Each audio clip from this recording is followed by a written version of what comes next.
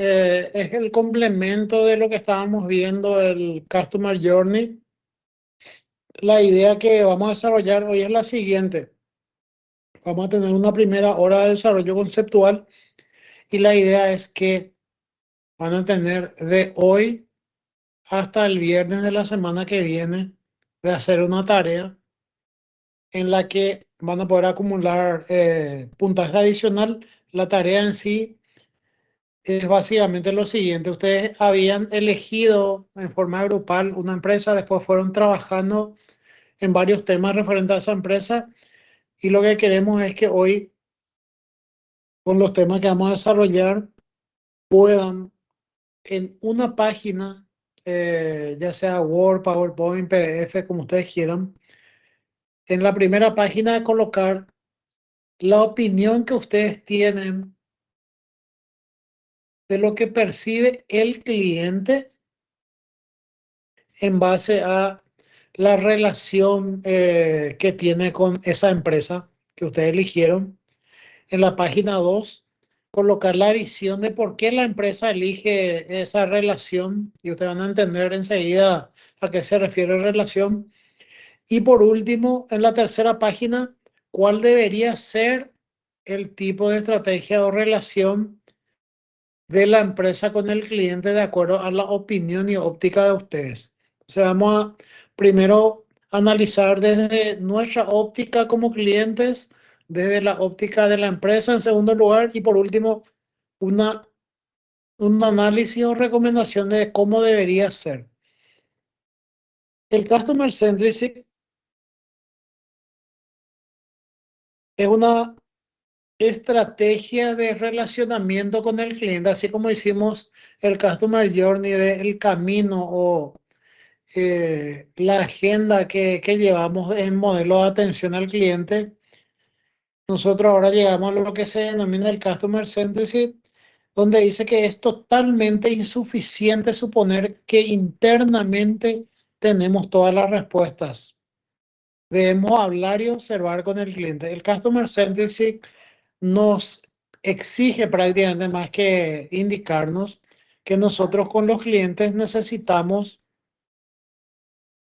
ponernos en su lugar, como habíamos visto en el Customer Journey, pisar el zapato del cliente y a partir de ahí entender. Ya no alcanza solamente con reunirnos un grupo de personas en una empresa y decir, nuestra empresa va a relacionarse así con los clientes o va a tener este determinado modelo de atención o de ventas. Entonces, nosotros para llegar en algún momento a un relacionamiento más constante, el Customer Centricity nos recomienda tener por lo menos 16 entrevistas a colaboradores clave, eh, 16 de cada 100, o sea, un 16%, 3 jornadas de observación de esos 16% de funcionarios, jornada de safari de participación de la gente, hacer el modelo de cliente incógnito o mystery shopper,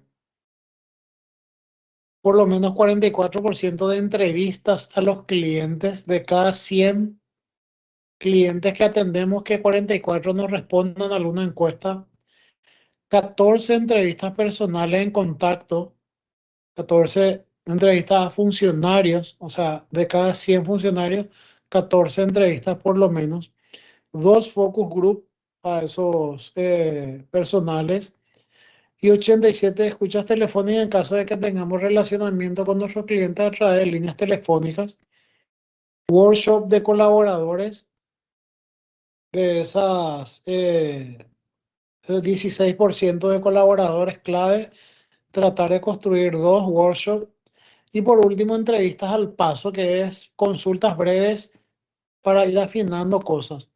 Todo esto es lo que en teoría debería hacer una empresa de manera interna y externa para estar cada vez más cerca del centro con el cliente y que el cliente nos perciba de que nos preocupamos por ellos. Y acá está un fragmento de grabaciones de personas que ya sea fueron atendidos de manera física en una tienda o de manera telefónica y se les grabó, digamos, sus reclamos. Entonces, el primero dice en su reclamo, hay cosas que no logro entender. Uno está jodido con el agua hasta el cuello. ¿Cuál es la defensa que a uno le hacen? Si se llama defensa, ¿dónde está la defensa? Condenado por un lado y que te condenen por otro lado. Mejor me voy y me arreglo con otra empresa. Entonces, muchas veces realmente hasta dificulta entender su reclamo. Lo que sí nos damos cuenta es que está con miles de problemas y que reclama que también la empresa le genere otro inconveniente. Entonces, lo que dice es, prefiero irme a otra empresa y a ver cómo arreglo después. Pero muchas veces, en ese proceso de atención, la persona que le está atendiendo a ese cliente y ese cliente con sus expresiones poco claras, muchas veces de manera con la voz elevada y cosas así, reclamos, quejas, el asesor o la persona que la atiende muchas veces ni siquiera comprende la realidad de lo que es el reclamo. Por ejemplo, en el segundo caso dice que sepa uno cómo van las cosas, que le dejen sin respuesta, es fome, o sea, es cansador, es eh, problemático. Uno se siente engañado, que respondan los correos y que atiendan mejor a la gente. Si se demoran, que me vayan avisando para saber que uno confía y que realmente lo están asesorando y ayudando, que no solo se dediquen a recordar lo de la cuota. Entonces, de otro tipo de reclamo. El tercero dice, desde que contraté este servicio, nunca he sentido una duda de este servicio. Nunca he llegado y me he ido dudoso o enojado. Este, por ejemplo, es un reclamo, entre comillas, positivo, pero de todos modos no es transparente, no es claro. El cuarto dice, no cuesta nada ser un poco más amable y empático, entender que atrás de ese trámite hay una historia, que somos personas. El divorcio para mí va a marcar un antes y un después de mi vida. El divorcio va a ser algo impactante y podré dejar atrás ese pasado triste. Es imposible no tener esa parte afectiva. No cuesta nada un poco de humanidad. En realidad, esta persona está contando su vida, pero no está reclamando, digamos, nada. Básicamente es como que está reclamando atención. Dentro de la estrategia de nuestra empresa, lo que nos dice es la experiencia de clientes debe estar contextualizada en las distintas definiciones, distintas estrategias de la compañía y permitir retroalimentarla. La experiencia de los clientes tiene varias aristas, como vemos en rojo.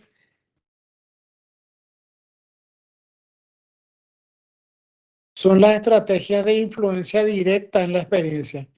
Por ende, directamente cada cambio el cliente lo percibe de manera directa, que son la estrategia corporativa, estrategia de marca y posicionamiento y estrategia de experiencia con cliente. Y después está la estrategia de contexto para la experiencia, que son de color gris. La estrategia de segmentación y producto, estrategia de canales. Esas son, ¿por qué le llaman de contexto? Porque son situacionales, ¿verdad? Dependiendo de qué está pasando circunstancialmente, nos lleva a esa determinada estrategia. La experiencia de cliente debe considerar no lo que la competencia hace, sino lo que los clientes entienden que ella y nosotros hacemos, con foco en desgemelizarnos. Entonces, repito otra vez, la experiencia del cliente debe considerar no lo que la competencia hace, sino lo que los clientes entienden que ella y nosotros hacemos. ¿A qué se refiere esto? Que muchas veces las empresas o los profesionales mismos nos dedicamos a replicar o hacer lo que nuestros competidores hacen. y no necesariamente es lo que el cliente está buscando.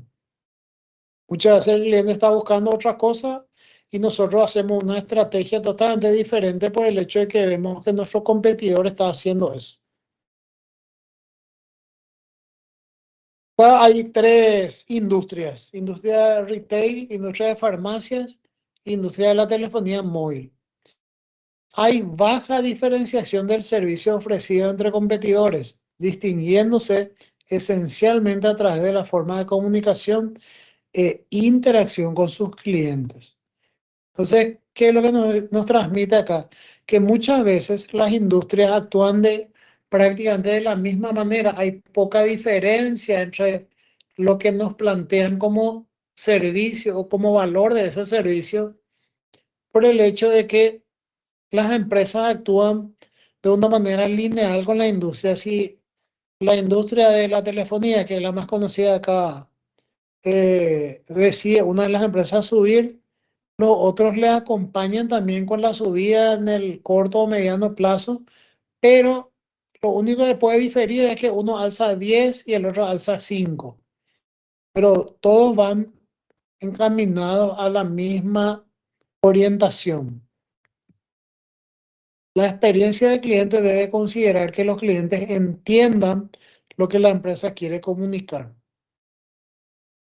La experiencia del cliente debe considerar arquetipos en detalle para entender en profundidad las necesidades de sus clientes, tanto actuales y potenciales.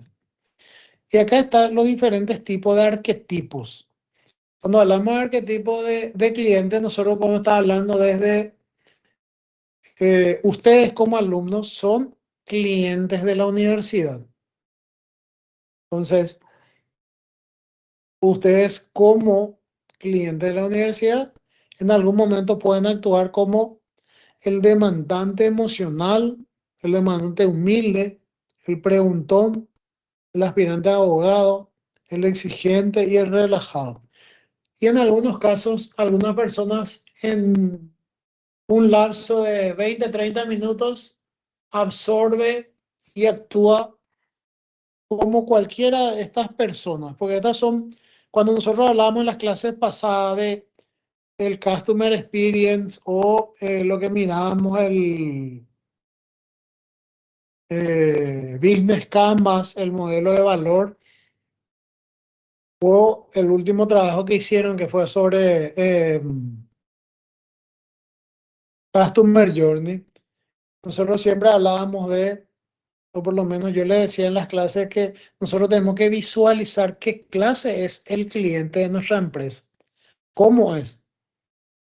Primero identificar si es hombre o mujer en su mayoría y luego empezar a identificar la característica de ese hombre o esa mujer. Si decimos que el 80% o el 60% es varón, dejamos por un porcentaje mayoritario del estereotipo del varón. Ahora bien, ese varón, ¿cómo puede ser? Puede ser un demandante emocional, puede decir que me atiendan, escuchen y acompañen en este momento difícil de mi vida. Entonces, hay clientes que necesitan ser mimados, entre comillas, por la empresa que le está atendiendo y por ende por los funcionarios. Entonces, ese es un demandante emocional. Pero también está el humilde, que solamente necesita que le ayuden. Él lo que quiere es que nosotros como empresa o como marca le ayudemos y fácilmente pueda realizar lo que estaba pensando hacer. Está el preguntón, que pregunta todo, que hace cuestionamientos, pero que lo hace de manera independiente. Después está el aspirante a abogado, que él reclama con mayor severidad y quiere que le demos una seguridad de lo que está adquiriendo en función a su planteamiento. Los últimos dos son el exigente y el relajado.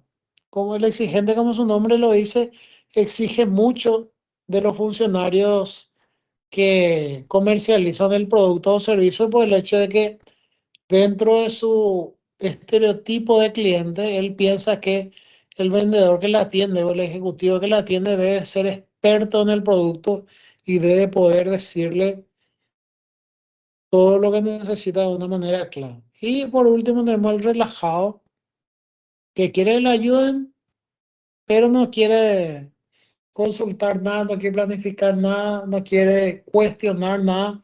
Simplemente lo que espera es que le compartan la situación y ya está.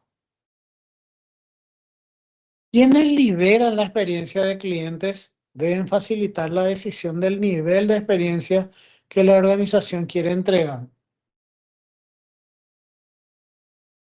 Más el Customer Experience, el CX en general es más caro. ¿A qué se refiere eso? Que muchas veces nosotros queremos brindarle un mejor servicio a nuestros clientes, pero para que ese cliente sienta que es un mejor servicio, de repente necesita que le demos una bebida, un café, un té, una gaseosa o un cóctel. Y eso tiene un costo. Entonces, finalmente los clientes aspiran a que le demos esos beneficios adicionales, pero eso termina encareciendo mi atención. Entonces nos lleva eso a este gráfico, es un plano cartesiano, que en el eje de abscisas, que es la X, el eje horizontal, digamos, que nos dice que hay más valoración de atributos técnicos. Significa que cuando mayor es la valoración de atributos técnicos, menos es la valoración emocional de los atributos emocionales. ¿A qué se refiere este gráfico? Que muchas veces yo puedo querer algo y yo lo que veo es detalles técnicos que yo necesito cubrir para que me pueda satisfacer al momento de la compra. El problema ahí que tenemos es que como yo me voy a la parte más técnica, significa que va a tener la menor posible valoración de atribuciones emocionales. Al mínimo va a tener. ¿Por qué? Porque se va más allá hacia lo técnico. Entonces, cuanto más valoración de atributos técnicos haya, menos valoración de atributos emocionales va a haber. Entonces, por ejemplo, el uno que es 9%, que es este demandante emocional. Si nosotros partimos el atributo emocional está al aire, arriba, al máximo está.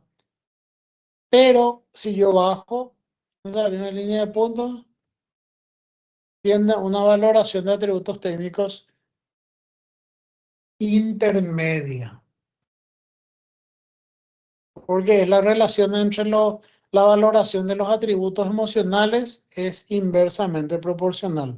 Si aumenta la valoración de atributos emocionales, disminuye la valoración de atributos técnicos. Dado nuestro análisis anterior, que es lo que ustedes habían hecho, diseñaremos con foco principal en los arquetipos preguntón y exigente. Nosotros habíamos llegado hasta acá. El Customer Journey Map es una forma de entender la relación de los clientes con la organización en cada punto de contacto. El Customer Journey es una herramienta de diagnóstico que permite identificar variables existentes dentro de un viaje de un cliente o segmento de clientes con una marca para corregir puntos que pueden restar valor a esto, potenciar aquellos que valoran y o introducir nuevas etapas. Entonces,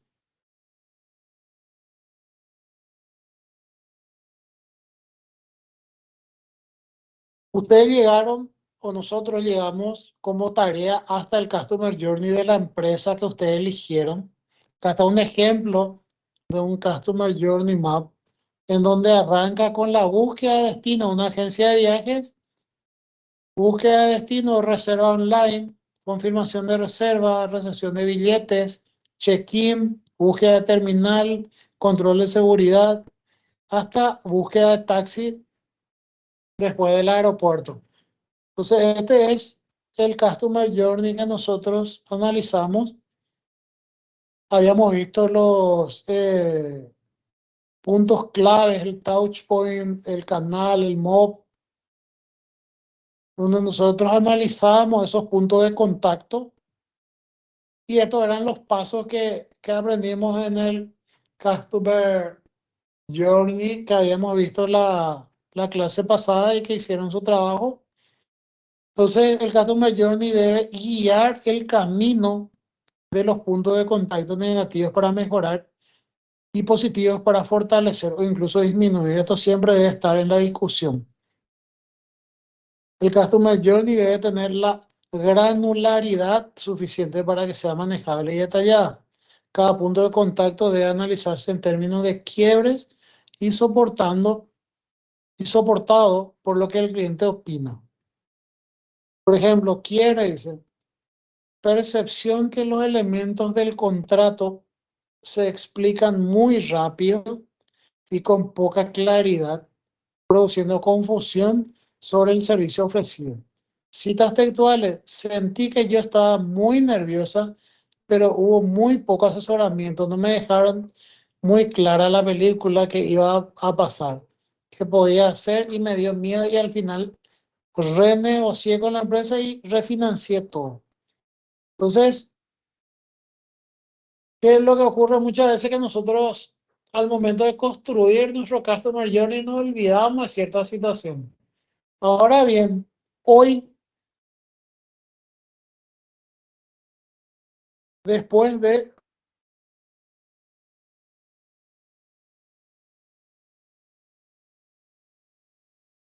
después de que nosotros hayamos desarrollado nuestro Customer Journey, ahora necesitamos desarrollar nuestro modelo de Customer Centricity. El Customer Centricity busca ponerle al cliente en el centro de todos los análisis como empresa.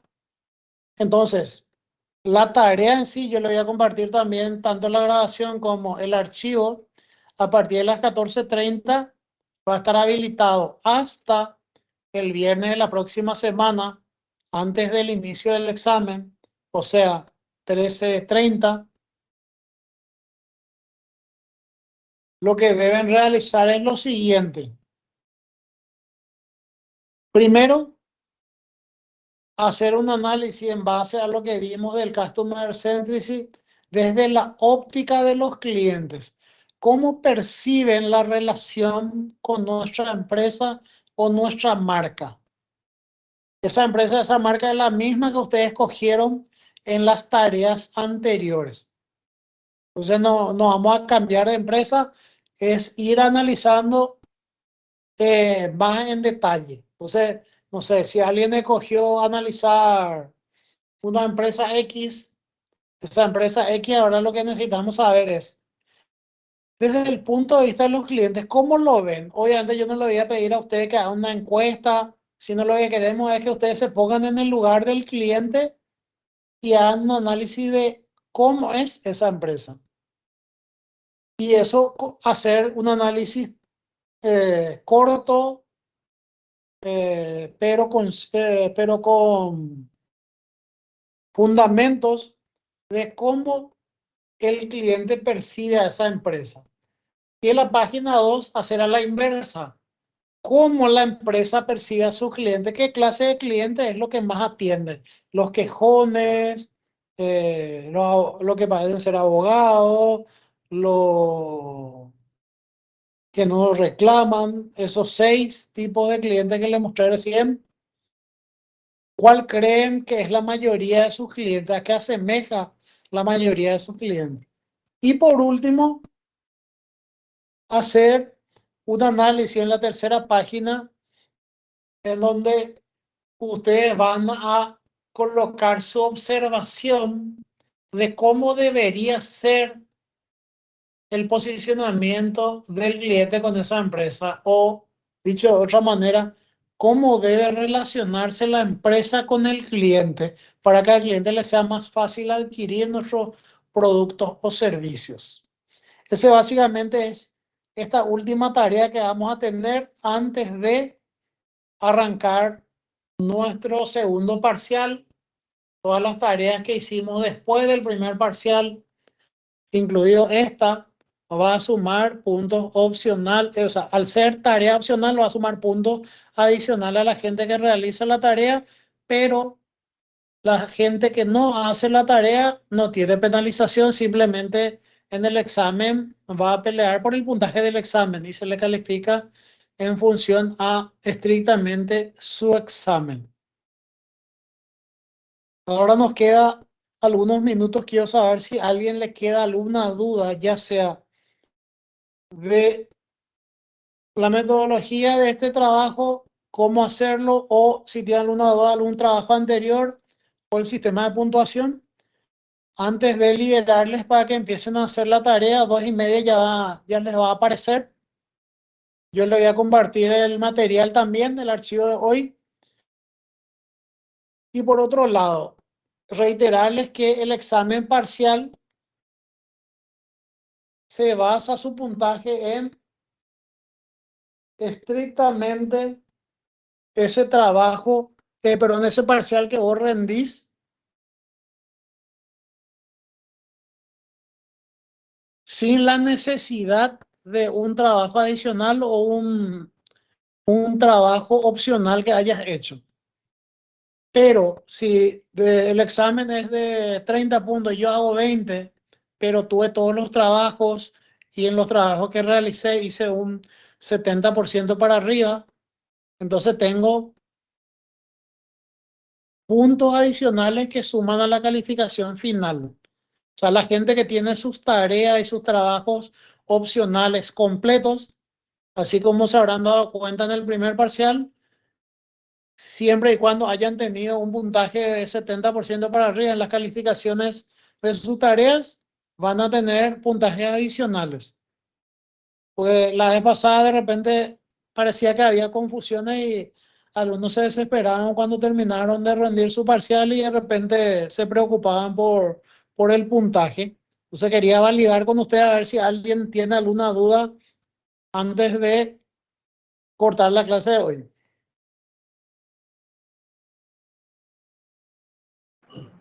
Profe, consulta.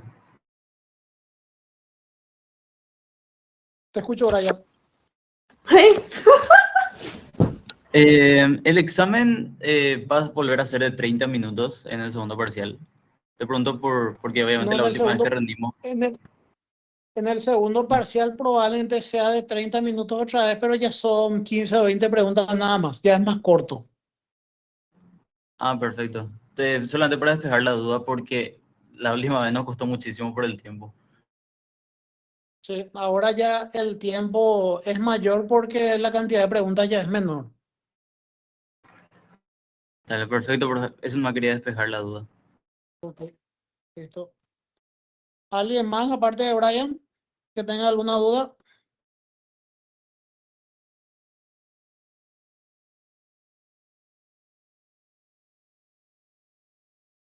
Y referente al trabajo que tienen que hacer, que tienen tiempo de hoy al viernes, ¿alguien tiene alguna duda? Profe, solamente esta tarea, o sea, este trabajo que se hace es para la gente que entregó la tarea, ¿verdad? No, o sea, si alguien no hizo tareas anteriores, elige una empresa y le hace el Customer Journey. Obviamente tiene menos puntaje acumulado, Ah, pero bueno, ¿y hasta qué hora no tenemos? restringe a las personas que no entregaron tareas anteriores. ¿Y hasta qué hora sería, Si profe? vos, en tu caso, ¿hasta qué hora la tarea vence el viernes de la semana que viene? Hasta las 13:29, un minuto antes de que arranque el examen. Ah, bueno, profe, está bien. Muchísimas gracias. Ok. ¿Alguien más que tenga alguna otra duda?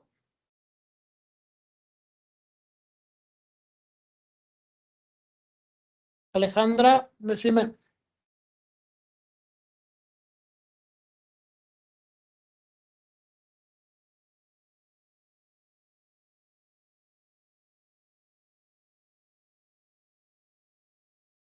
Hola, profe, ¿qué tal?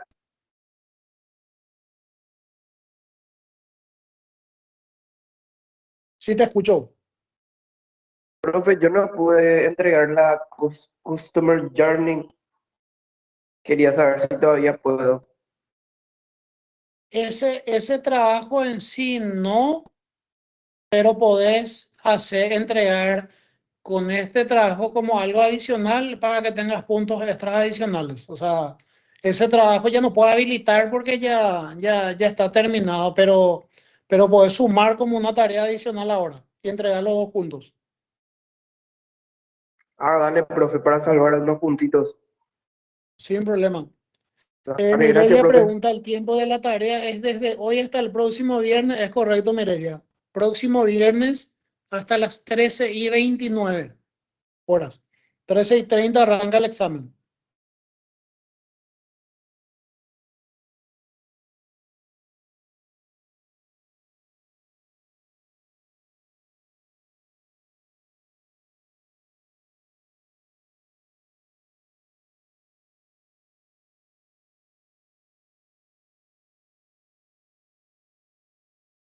¿Alguien más que tenga alguna otra duda adicional?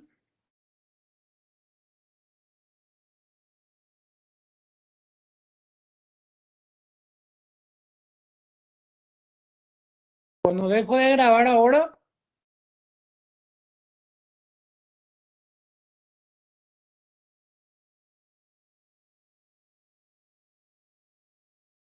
ahí está, la grabación se ha detenido, entonces